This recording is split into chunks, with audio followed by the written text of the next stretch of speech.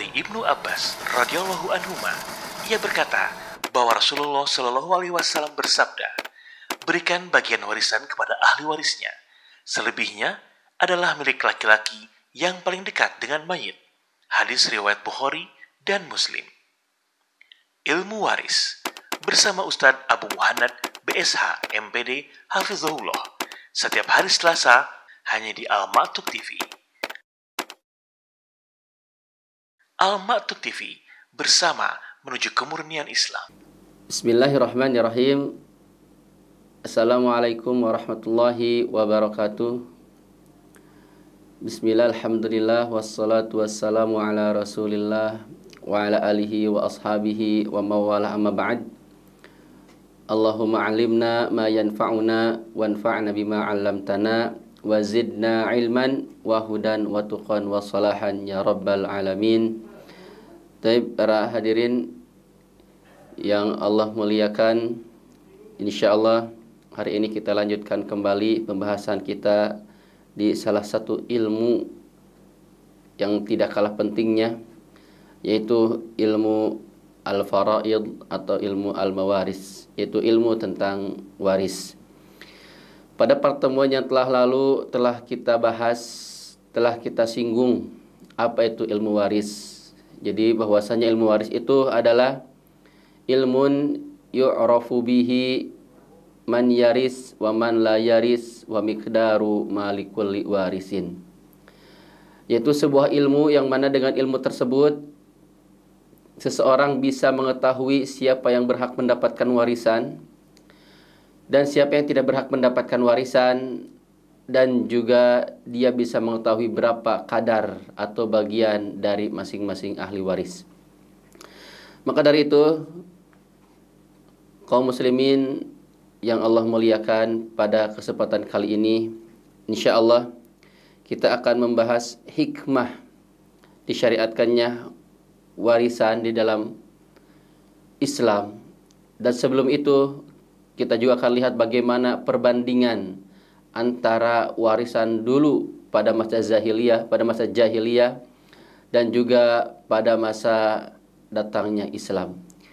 Kaum muslimin yang Allah Subhanahu wa taala muliakan, perlu diketahui bahwasannya ada nizam atau ada aturan-aturan dulu sebelum datangnya Islam, khususnya yang berkaitan dengan warisan.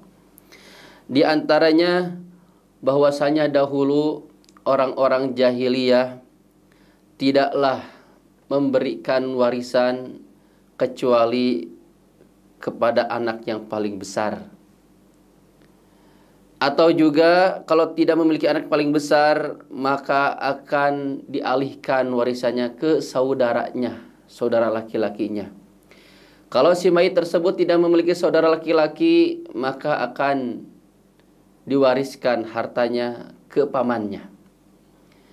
Maka dari sini bahwasannya salah satu peraturan orang-orang jahiliyah, apabila seseorang memiliki anak dan anaknya itu adalah semuanya perempuan, maka perempuan tersebut tidak mendapatkan warisan pada zaman jahiliyah.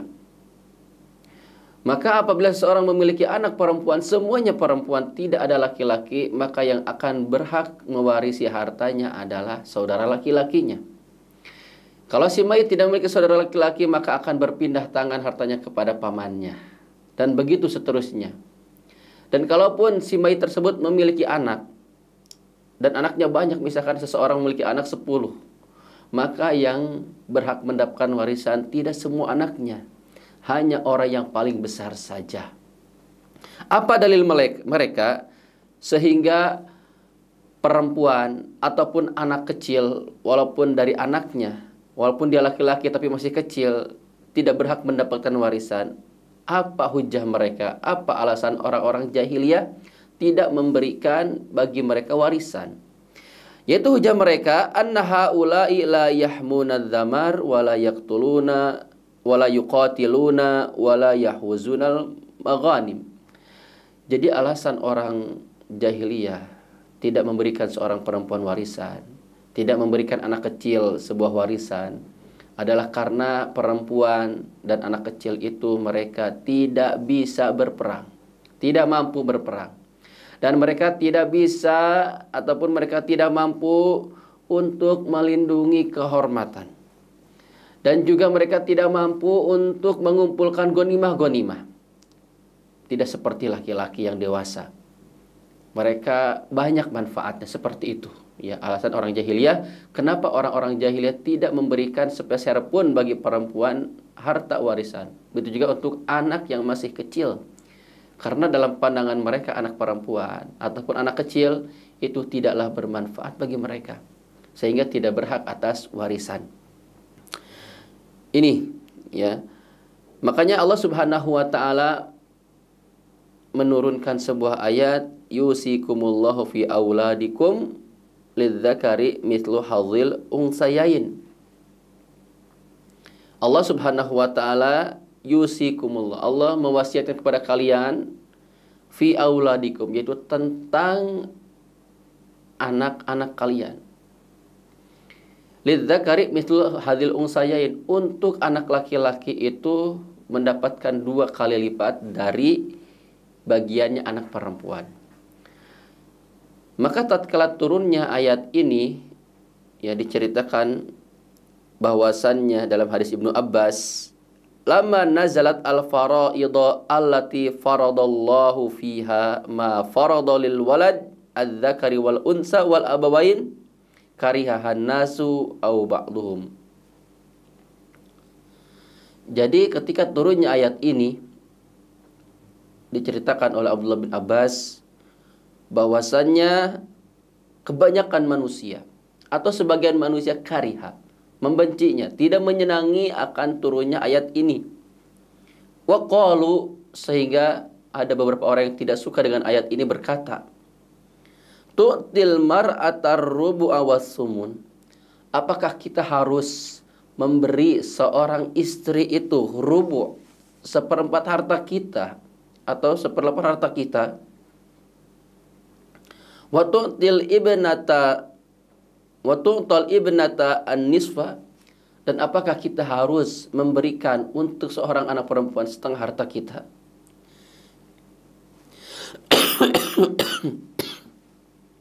Wa yu'til gulama shaghir, dan kita harus memberi anak kecil. Walaisa min haula'i ahadun yuqatilul qaum, dan tidak ada seorang pun di antara mereka itu yang bisa berperang. Uskutu an hadzal hadis la'ala Rasulullah SAW yansah. Kata mereka, sudah, jangan banyak berbicara lagi. Mudah-mudahan Rasulullah lupa merupakan ayat ini. Kenapa demikian? Karena mereka tidak suka. Jadi di dalam diri para sahabat mungkin masih ada beberapa sifat jahiliyah. Sifat jahiliyah yang mana seorang perempuan tidak berhak mendapatkan warisan, yang mana bagi anak kecil tidak berhak mendapatkan warisan. Sehingga tatkala turunnya ayat ini yusikumullahu fi auladikum, ya ada beberapa para sahabat tidak senang. Kenapa? Karena mungkin masih ada beberapa sifat jahiliyah dalam dirinya. Ya, sehingga apa? Sehingga tidak suka dengan turunnya ayat ini, ya. Kemudian kaum muslimin rahimani wa rahimakumullahu jami'an, au naqulu lahu fayughayyiruhu, atau kita katakan kepada Rasulullah, ya, begini dan begitu, sehingga Rasulullah mungkin akan merubah aturan warisan ini. Faqala ba'dhum, ada pula yang mengatakan di antara mereka, sebagian dari mereka, ya Rasulullah, wahai Rasulullah, anutil jariyata nisfa ma taraka abuha. Apakah kita harus memberikan anak perempuan setengah harta dari yang ditinggalkan oleh ayahnya? Walaisa tarkabul faras wala tuqatilul qaum, dan mereka itu atau anak perempuan itu tidak bisa menunggang kuda, apalagi berperang. Wa nutis sabiyal miras walaisa yugni syai'a, apakah kita juga harus memberikan seorang bayi warisan padahal mereka tidak bermanfaat sedikit pun. Wa kanu yaf'aluna dzalika fil jahiliyah, dan yang demikian itu senantiasa dilakukan pada masa-masa jahiliyah. La yu'tunal miras illa man qatal wa yu'tunahu al-akbar fal akbar. Ya, maka kebiasaan jahiliyah itu tidaklah memberikan harta warisan kecuali bagi orang yang bisa berperang dan juga memberikannya orang yang paling besar saja. Fa kaifa nutil mala liman lam yakadda fihi wa yat'ab minadz-dzarari, katanya begitu. Bagaimana kita akan memberikan harta kita bagi orang yang tidak pernah capek mengumpulkan harta dari keluarga kita, ya. Dan ini, ucapan-ucapan ini yang dilontarkan ini adalah ucapan-ucapan yang tidak mengetahui hikmah. Hikmah diadakannya warisan secara syariat Islam. Dia tidak mengetahui hikmah bahwasanya perempuan pun berhak mendapatkan warisan. Dia tidak mengetahui hikmah bahwasanya anak bayi pun berhak atas warisan. Dia tidak mengetahui hikmah akan demikian. Dan apabila ada orang pada zaman sekarang mengatakan sama seperti dikatakan tadi, maka orang tersebut sungguh tidak memiliki adab, tidak memiliki etika terhadap Allah Subhanahu wa taala yang telah mencantumkan pembagian warisan di dalam kitabnya, itu Al-Qur'an. Kaum muslimin rahimani wa rahimakumullah jami'an. Jadi inilah bahwasannya peraturan jahiliyah itu tidaklah memberikan warisan kecuali pada anak yang paling besar saja. Maka anak yang kecil walaupun itu laki-laki tidak akan mendapatkan warisan. Dan juga setiap anggota keluarga yang berjenis kelamin perempuan, baik itu istri, ibu ataupun anak, maka pada masa jahiliyah itu tidak akan mendapatkan warisan.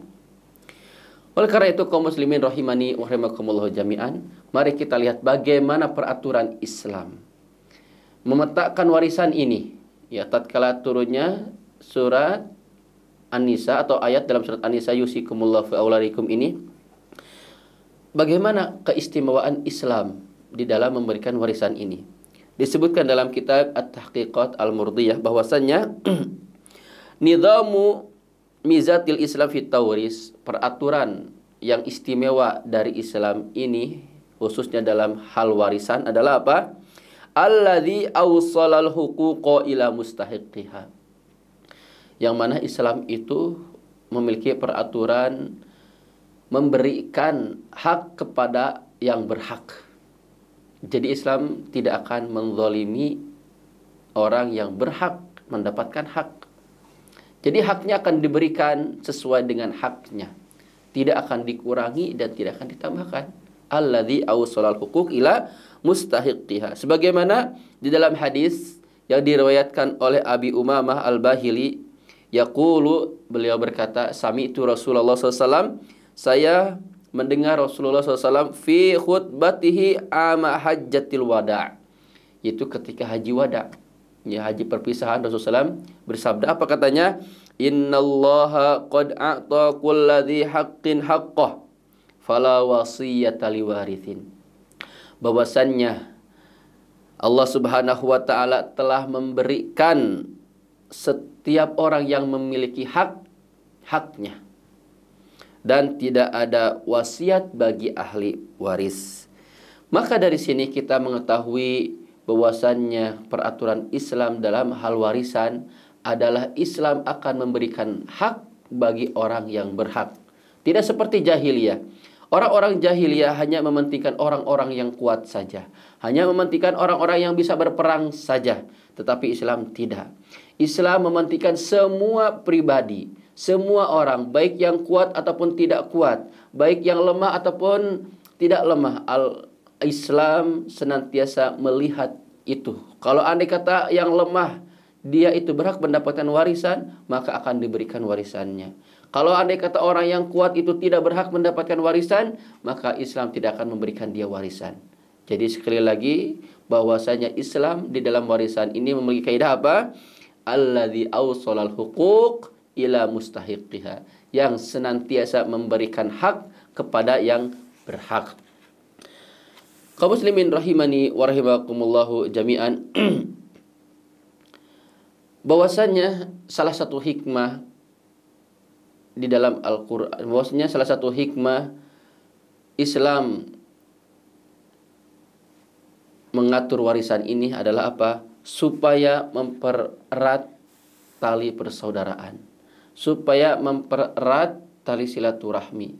Karena kalau kita bayangkan, kalau pada zaman sekarang seseorang memiliki anak dua, misalkan laki-laki dan perempuan, satu yang perempuan tidak dapat warisan, bagaimana keluarganya? Apakah akan harmonis? Tentu sudah pasti keluarga tersebut tidak akan harmonis. Atau misalkan dalam sebuah keluarga anaknya perempuan semua, kemudian harta si mayit itu dialihkan kepada pamannya atau dialihkan kepada saudaranya, dan anak-anaknya mungkin ada 5 perempuan semua dan tidak berhak mendapatkan warisan atau dihalangi dari warisannya, bagaimana hubungan keluarga tersebut? Sudah dipastikan keluarga tersebut tidak akan harmonis, karena ada hak yang belum ditunaikan, karena ada hak yang terhalangi, karena ada hak yang terdolimi di sana. Maka dari itu adanya peraturan Islam di dalam warisan supaya orang-orang bisa berlaku adil di dalam pembagian warisan. Ya, tidak banyak sebuah keluarga bisa bermusuhan, tidak banyak sebuah keluarga bisa bercerai-berai, dan tidak banyak sebuah keluarga tidak harmonis hubungannya karena sebuah harta warisan khususnya. Maka dari itu kaum muslimin rahimani wa rahimakumullahu jami'an, perhatikanlah ilmu waris ya, karena ilmu waris sangatlah penting bagi kita semua, khususnya bagi kaum muslimin yang mengetahui akan pentingnya harta warisan ini, maka bagilah sesuai dengan syariat Islam. Kaum muslimin rahimani wa rahimakumullah jami'an. Di sini ada pertanyaan. Tadi dikatakan dalam ayat yusikumullahu fi auladikum lidzakari mithlu hadzil unsayain, bahwasannya bagian laki-laki itu 2 kali lipat dari bagiannya perempuan. Jadi kalau ada seorang anak, 1 laki-laki ya dan 1 perempuan anaknya. Seorang memiliki anak 1 laki-laki 1 perempuan. Maka yang perempuan dapatnya 1 bagian dan yang laki-laki dapatnya 2 bagian. Nah, kenapa demikian? Kenapa harus 2 kali lipat bagian laki-laki dari bagian perempuan? Kenapa tidak 50-50 saja, 50-50 saja? Ya. Di sini dikatakan, kata Ibnu Qayyim rahimahullahu taala, al-mirasu fa hikmatut tafdhili fihi zahirah. Bahwasanya di dalam warisan itu adanya perbedaan antara laki-laki dan perempuan, atau kenapa yang laki-laki harus 2 kali lipat dari bagian perempuan, ini hikmahnya sangat nampak sekali. Apa itu hikmahnya? Yaitu disebutkan kata Imam Ibnu Qayyim rahimahullah, fa inna dzakara ahwaju ilal mali minal unsa. Karena laki-laki itu lebih membutuhkan harta daripada perempuan. Kenapa demikian? Li'annar rijalu qawwamuna 'alan nisa wa dzakaru anfa'u lil mayyit fi hayatihi minal unsa. Jadi bahwasanya ini tidak bisa dipungkiri bahwasanya laki-laki itu adalah qawwamun, para pemimpin untuk perempuan. Maka kalau seseorang laki-laki sudah menikah, maka dalam keluarga tersebut pemimpin siapa? Pasti laki-laki. Dan tidak mungkin pemimpin rumah tangga itu adalah perempuan. Pasti laki-laki. Maka dari sini, ya dari poin ini, bahwasanya laki-laki lebih membutuhkan harta daripada perempuan. Makanya diberikanlah jatahnya atau bagiannya 2 kali lipat daripada perempuan. Itu yang pertama. Yang kedua, bahwasanya dalam sisi kehidupan, laki-laki itu lebih banyak manfaatnya daripada perempuan. Ya, mohon maaf, misalkan seseorang perempuan hendak pergi safar, mungkin dari Sukabumi ke Medan misalkan, atau dari Sukabumi ke Jakarta. Apakah dia bisa bepergian sendiri seorang diri? Tidak bisa. Tentu harus menggunakan mahramnya, laki-laki pastinya. Nah, kalau laki-laki sekarang mau pergi kemanapun silahkan seorang diri. Tidak ada kewajiban bagi dia untuk membawa mahramnya. Tapi perempuan tidak bisa. Ini salah satu contoh kecilnya bahwasanya laki-laki lebih bermanfaat daripada perempuan. Bukan berarti kita membeda-bedakan bahwasanya perempuan tidak bermanfaat, bukan. Tapi ada satu hal yang mana perempuan tidak bisa menggantikan laki-laki. Ya, salah satunya dari kepemimpinan, salah satunya. Dari kewalian, yaitu wali safar atau wali nikah, maka perempuan tidak bisa di sini. Dan ini sudah ditakdirkan seperti itu. Ya. Ini ya perbandingan kenapa laki-laki harus mendapatkan 2 kali lipat dari bagian perempuan. Ya. Kaum muslimin rahimani wa rahimakumullahu jami'an, ini adalah hikmah kenapa laki-laki harus mendapatkan 2 kali lipat bagian dari bagian perempuan. Ya. Begitu juga kaum muslimin rahimani wa rahimakumullahu jami'an, yang namanya warisan ini ya pasti akan melalui tahapan-tahapan. Jadi apabila seseorang ada salah satu keluarganya meninggal, tidak bisa langsung begitu saja dibagikan warisannya. Ya, misalkan ada seorang ayah meninggal, meninggalkan harta 1 miliar. Dan tidak bisa detik itu juga langsung dibagikan 1 miliar itu kepada ahli warisnya, nggak bisa.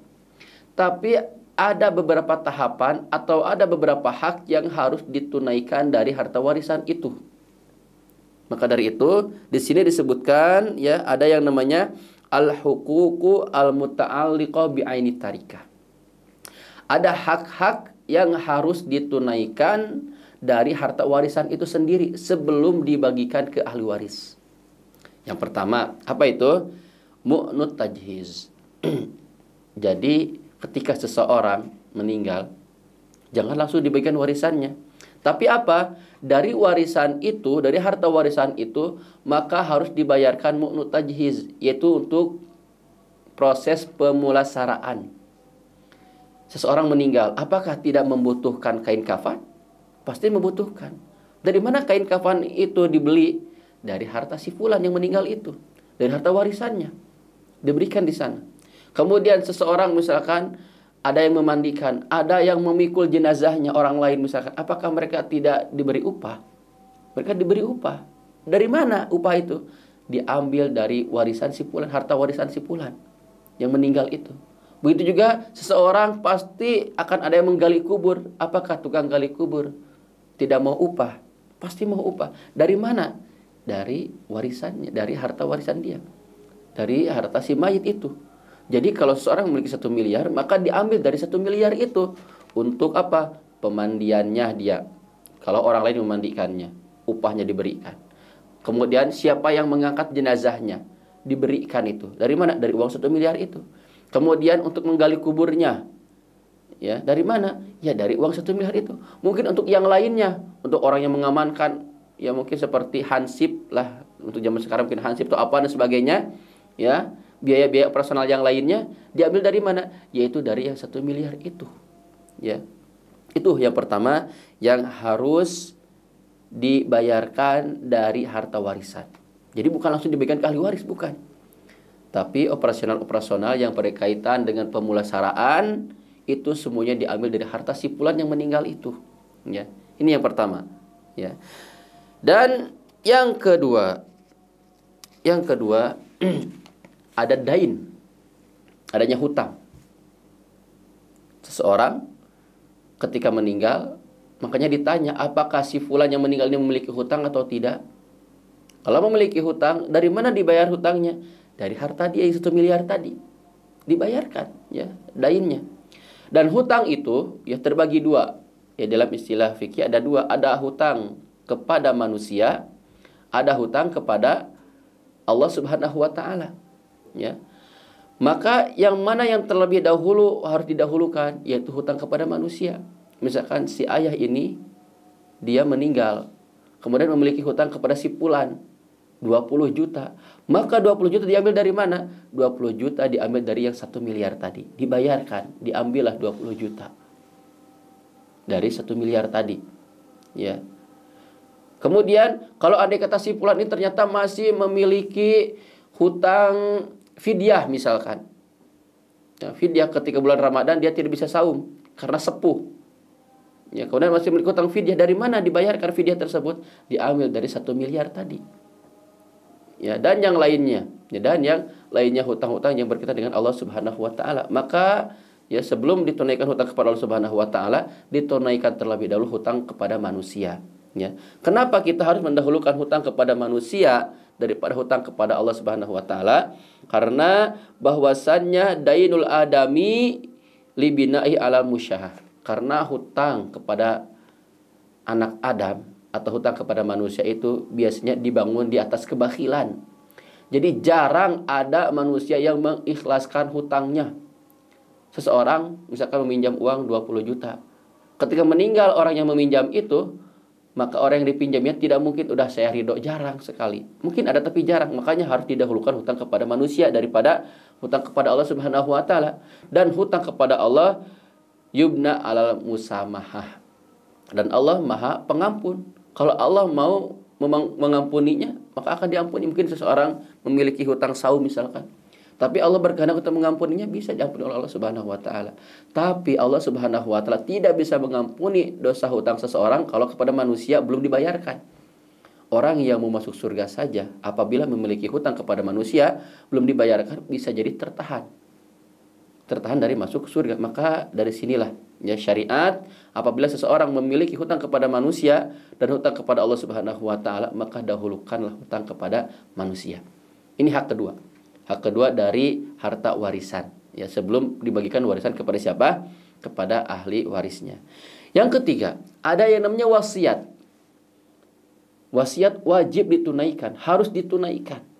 Ya, kalau seseorang sebelum meninggal ketika dalam masa sakit yang parah, kemudian berwasiat kepada anak-anaknya, "Hai fulan, hai fulanah," misalkan, "tolong berikan 1/6 harta saya," misalkan, "buat sebuah ma'had," misalkan. Maka wasiat ini 1/6-nya dari 1 miliar tadi harus dikeluarkan. Dikeluarkan, disisihkan, dan diberikan ke siapa? Ya ke siapa yang dijadikan wasiat tadi. Mungkin kalau kepada sebuah ma'had, maka harus diberikan ke ma'had tersebut. Kalau perorangan, maka harus diberikan kepada orang tersebut yang disebutkan dalam wasiatnya tadi. Ya, maka wasiat ini harus ditunaikan. Berapa besaran wasiat? Besaran wasiat berapa saja, yang penting tidak lebih dari 1/3. Karena 1/3 itu adalah besar. Kata Rasulullah, wasulusu kasir. 1/3 itu sangatlah besar. Jadi maksimal wasiat itu adalah berapa? Tidak lebih dari 1/3. Jadi 1/3 itu maksimal sekali. Sisanya di bawah 1/10, 1/8 silahkan, tapi tidak lebih dari 1/3. Ya. Dan juga syarat wasiat itu selain tidak lebih dari 1/3, maka wasiat pun tidak boleh kepada ahli waris. Ada seorang ayah, dia hendak meninggal, saya berwasiat untuk anak saya si bungsu misalkan.